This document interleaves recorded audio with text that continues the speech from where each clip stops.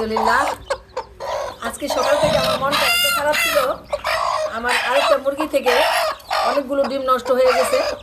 তারপরে আমার মনটা খারাপ করে আমি বসেছিলাম, হঠাৎ করে এইদিকে বাচ্চার চিচি শব্দ পাওয়া যাচ্ছে। আমি বলি কী রে, এটা তো আজকে মুরগিটা বের হয়ে দেখি তো। তাকায় দেখে মাশাআল্লাহ দিলে আমার মুরগির চারপাশে বাচ্চা চিচি করতেছে।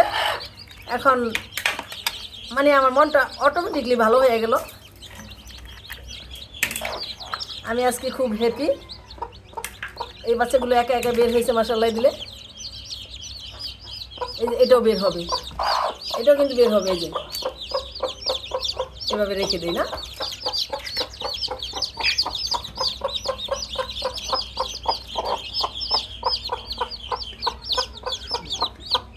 এবার ময়লা কাপড়গুলো চেঞ্জ করে ফ্রেশ একটা কাপড় দিয়ে দিব।